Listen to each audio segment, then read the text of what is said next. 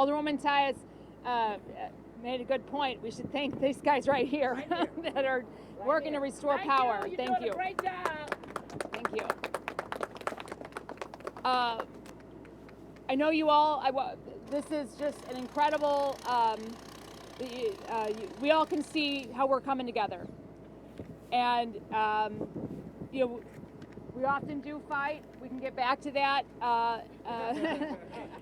sometime soon, I'm sure. But we are acting in unison. It is important. I also want to recognize that there have been gaps.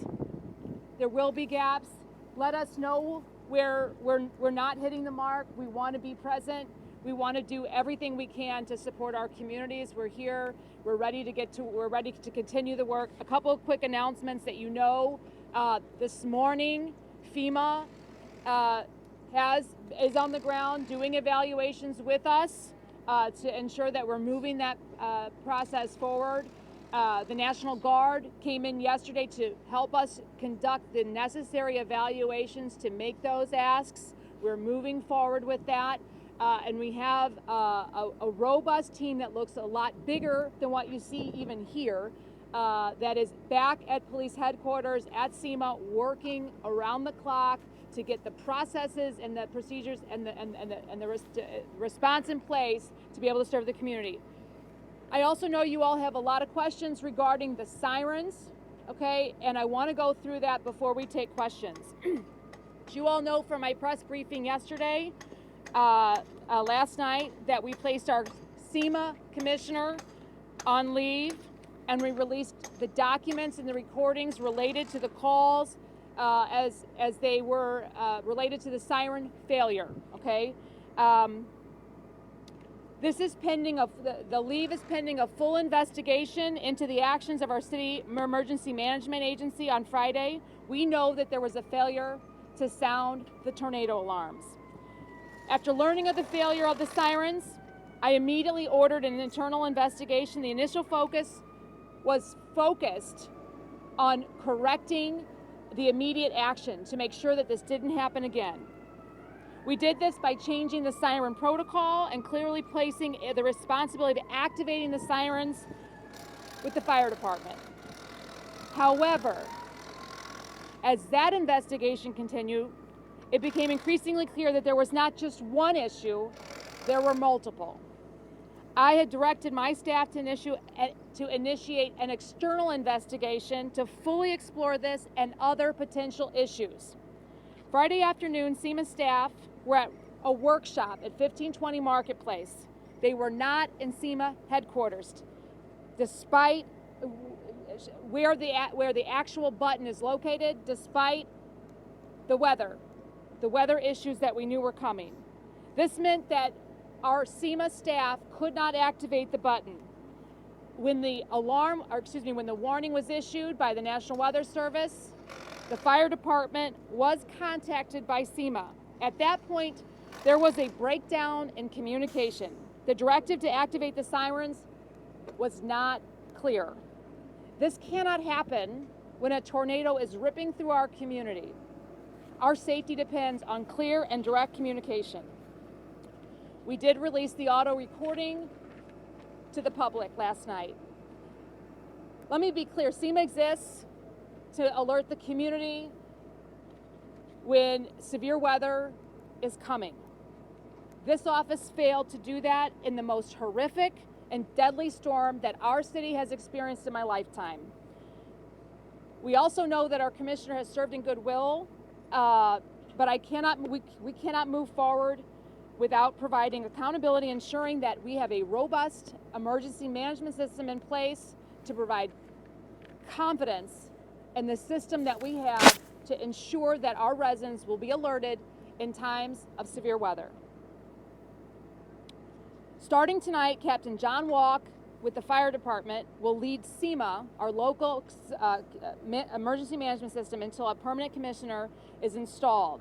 Wednesday morning, an additional incident management response support team will be provided by the Metro West Fire Protection District Chief Michael Thiemann. Thiemann was a team manager of the Missouri Regency Incident Response Team during the 2022 floods. and he did an excellent job, and he'll do an excellent job for us here moving forward. Following the failure to activate the sirens, I signed an executive order Tuesday morning to overhaul the sign activation protocol. Under the new protocol, the fire department alone will be responsible for activating the siren. The siren system to be activated is at the primary activation point at the fire department headquarters, okay? Yesterday, you know that we issued a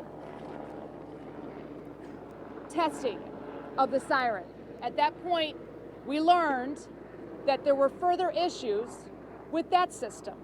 We took action immediately to fix those issues, and we now have somebody from the fire department located at SEMA 24 hours a day to push that button should we need it, while we ensure that the fire department can activate that system flawlessly moving forward. We will be conducting additional tests today at noon to ensure that the system is working. We know that testing the system is traumatic, and we wouldn't do it if we did not believe that it was absolutely necessary to ensure that our system is working well. To that end, I will take questions. I want to also offer questions to the rest of the folks standing behind me, but I want to be very clear that the system and its failures are my responsibility, and I will take all questions related to those issues.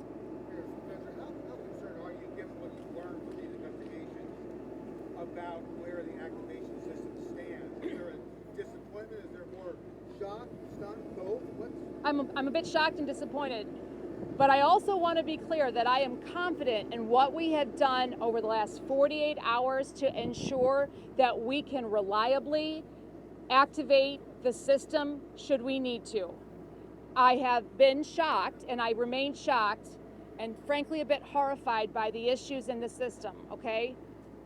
But I am also very confident that we can activate the system when and if it's necessary in the coming days, weeks, months, years ahead. We also have a plan in place and funding that we had allocated a year and a half ago to automate this system. So during that phone call, has anyone asked the other person on the other end of that phone call what they heard, if it was clear or unclear in this investigation? I don't know what that person has indicated as a response, but what I will say is that it was not clear. It should have been crystal clear. A directive should have been made specifically to that person to sound the alarm. And it was not crystal clear. It's also clear to me that the button at the fire department was not working as it should have been. So regardless of that directive, that alarm system was not working in the way it should have been. Can you speak about before? And let me also just clarify that. Testing of the fire system, the alarm system, falls under SEMA, okay? And we need to, and now that we are fully vetting and testing this with a robust system and a robust team that includes emergency management professionals from around the state to ensure that it does operate flawlessly. It did not operate flawlessly before. We talked about that slight not being pressed, Mayor, but can you How tell about, us? I promise I will answer all questions, okay? I really will. I'm not going to go anywhere. Was the fire department aware of its secondary responsibilities to sound the siren, and should the button at the fire department have been tested before yesterday? Because the protocol is actually that fire department is the primary, so why weren't they aware that their button wasn't working? It's a great question, Rachel. I cannot speak to whether or not the fire department knew that the button didn't work. They should have been aware of that. We are taking every step possible to ensure that they are informed and know, and that the testing is conducted in a way that all parties involved in the protocol will know moving forward. Yes. So, when Russell called the fire department, did the fire department push the button, or they didn't understand that they were supposed to, whoever the call? It's my understanding that when Russell called the fire department, the direction was not clear. I listened to the recording. My takeaway was that the direction was not clear. It did not direct the person on the other end to press the fire button, and it's my understanding that the button was not pushed. It's also my understanding that had the button been pushed, it did not work the way it should have. So the sirens didn't go off at all? It's my understanding that the sirens did not go off as they should have. Mayor, citywide. It is my understanding that the sirens did not go off as they should have citywide. Mayor, I've been out in the community, I've been talking to people, a lot of frustrated people, a lot of folks feeling a sense of hopelessness. When can they expect to hear from FEMA directly about their issues, and what message would you send to residents out there who are out of their homes who want to hear something? What do you tell those people? What I will tell them, FEMA is on the ground right now, working with us to do evaluations. Bringing FEMA in, it's my understanding, is not going to be a quick process. We are doing everything in our power. I am confident that the state is doing everything in our power, and all elected officials at every level here are doing everything they can to make that process as quick as possible. KMLX, was the fire department's button tested the day before the tornado on Thursday when the test was happening? Did the fire department, did they test their button as well for the sirens to go off? I want to make sure that that question is answered definitively, and it is part of our internal and external investigation. We will get an answer to that definitively. I don't want to speculate now. I do not know the answer definitively right now. How long has that button been broken? I also want to answer that question, and that will be part of our both internal and external investigation. I cannot answer it definitively, and the public deserves a definitive answer on that. We will get it. Mayor, Greg Inspector. The recording doesn't necessarily make it clear that it was Russell. I mean, it was heard, but did the person on the other end of the line know that was Commissioner Russell who was calling? It's not clear to me from listening to the recording that that person knew who was calling either, as of right now.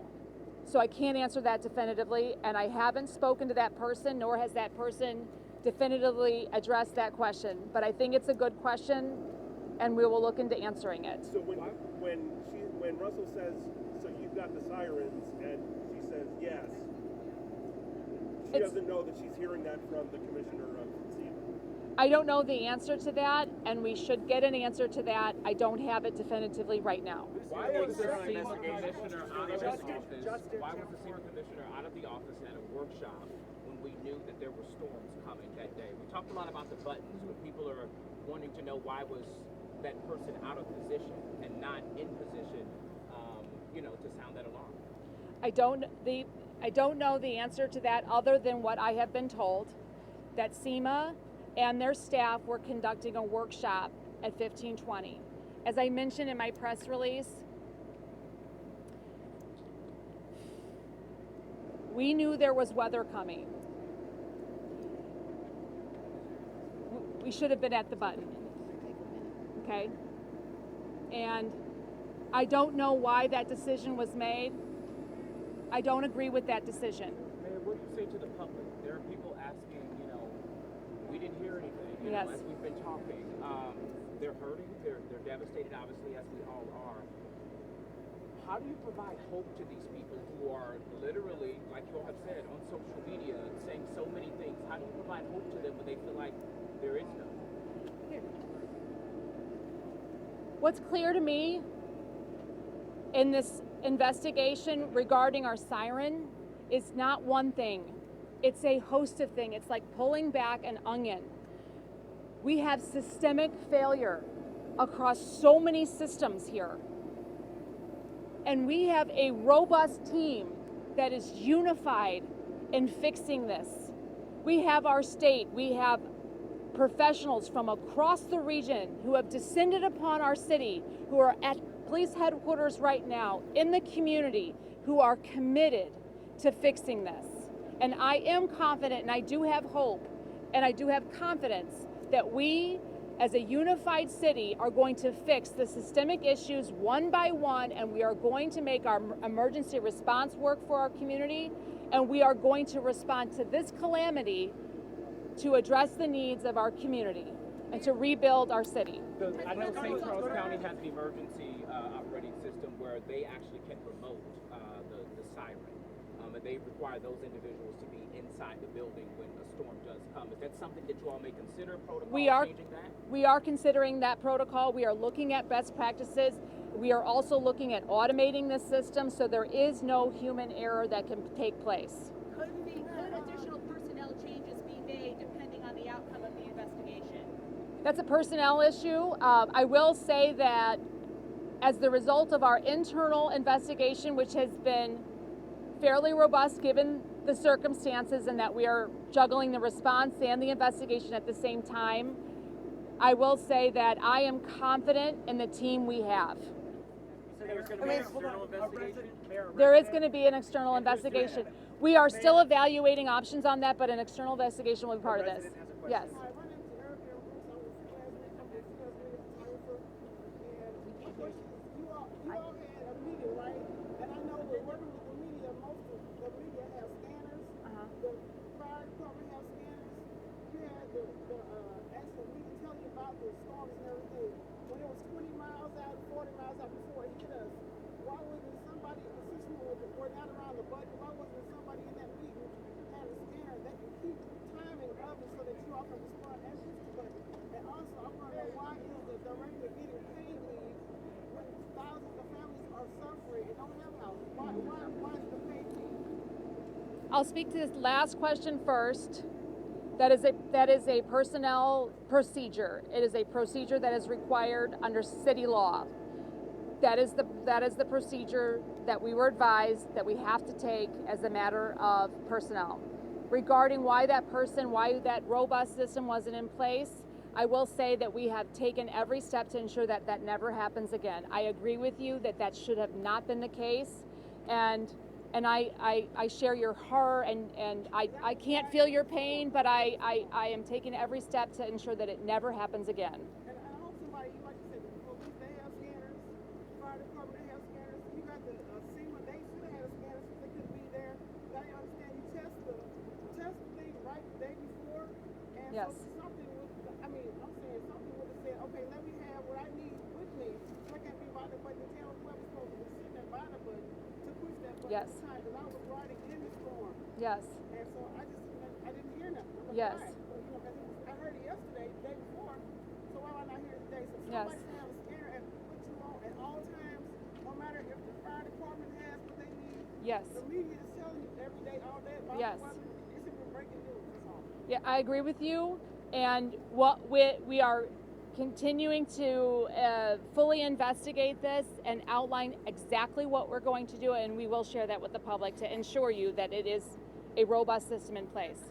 Big picture in your city, big green addressment in general about grant money, about repairs. Driving through and seeing the extensive amount of damage, are you confident that Yes. it can be fixed? I mean, is there a path forward, do you think, for North City with all of the damage that's here? People like myself and many others who have been here for a long time, this is bad. It is bad. What? Is there a path forward in your mind? There is a path forward, and we are going to do everything humanly possible to make sure that we are rebuilding North St. Louis. I also want to point out there's areas of West St. Louis that are also very badly impacted here. Okay, and our city has experienced a once in a lifetime generational damage, and we are going to do everything we can to rebuild. And Mayor, we've been seeing death threats. We've been seeing death threats circulating online as it relates to Commissioner Sarah Russell. How are you responding to that type of negativity as it relates to her identity? People are specifically calling for death threats as it relates to her identity. What's your response to that? That is inappropriate and horrifying.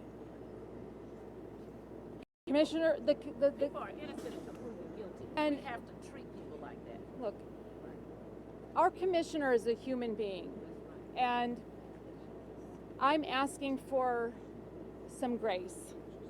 And I also recognize that her job, her role, is the role of the SEMA director is to protect the lives of all of our community.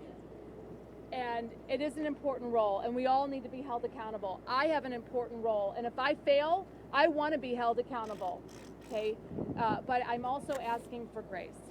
Anytime we have something like this, death threats against a citizen and or an official, we have our intelligence division. We follow up on that. We make sure we do a proper investigation, see where it's coming from, because that's not acceptable. And we will follow that up with the full extent of the law to make threats like that against any citizen, against a public official, and against someone that was doing their job. So we're going to make sure we follow up on. We take that very seriously. So we can't talk about these investigations but we are following up on with your question. Absolutely. Mayor, I think sometimes we often forget we're all human. Yes. And we often ask you a lot of questions about the pressure that the people are putting on you. But Mayor, I want to take a moment. It's been since Friday. How do you feel? And I know it's probably it's a lot, but I personally, this is your city too. It is my city. It is our city. You work here, you live here. I want to hear from you. I think some of you might have, this is emotional.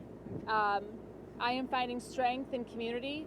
I am finding strength in all of the work that is being done by the community, for the community, with the community here. And I'm feeling, I have been so grateful to be invited into people's homes, to see the trauma that this has caused. And I can tell you that at the same time we are taking moments to feel, we are also hard at work, and we will remain hard at work until we rebuild our community. Thank you for asking. It's not just me. All of us are holding this. All of us are holding this. And the weight that I feel is nothing compared to a family that has lost their home, that has lost a loved one.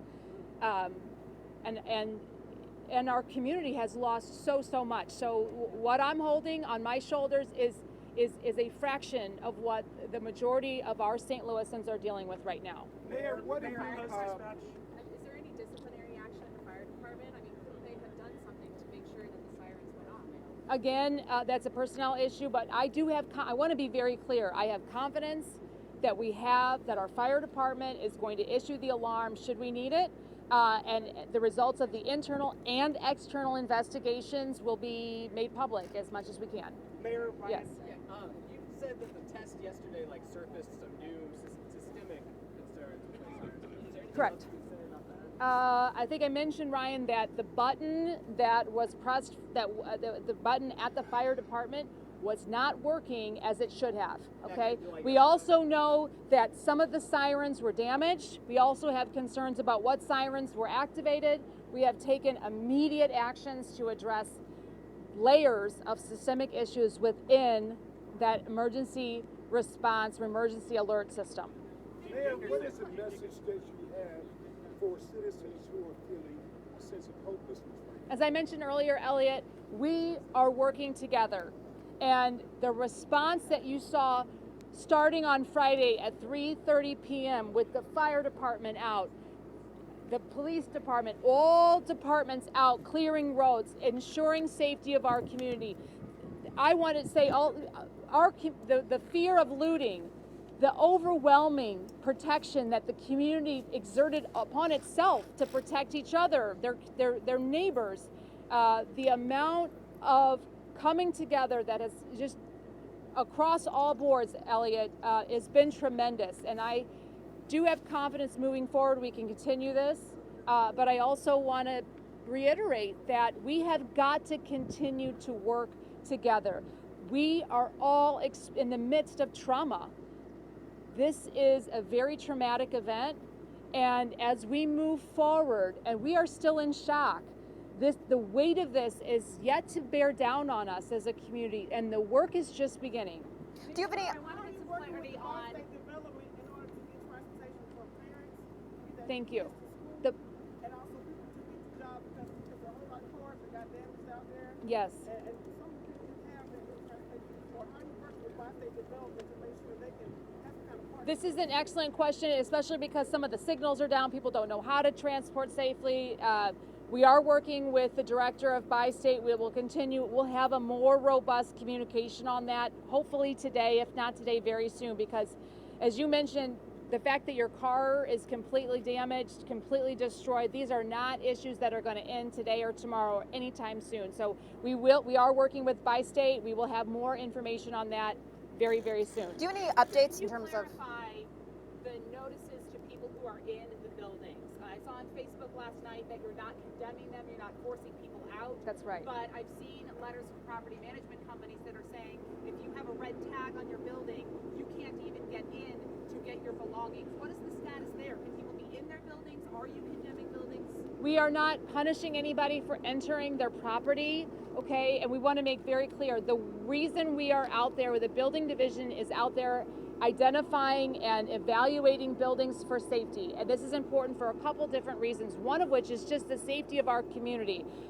It is not clear to the general public, myself or a non-professional, to understand whether the structural damage to a property is one that's going to make the building unsafe or unstable to enter. So our building division, those professionals are out there to evaluate. We're also doing those evaluations to enumerate the physical and the financial damage to these structures. That's a critically important piece of that FEMA hopeful declaration. So there's multiple layers here, but the purpose is not to punish people, residents, tenants, or property owners at this point. That it is purely informative, and that those color codes are designed to help deliver that message to the public. Can building owners legally force someone out of a building or legally tell them do not enter, do not occupy right now? Rachel, that is a good question. I don't have a definitive answer to that, but we will work on getting that today for you. And do you have any updates as it relates to dumpsters? We're hearing from residents in the north side and the west side that there's a lack of dumpsters out. We know that you posted on Yes. social media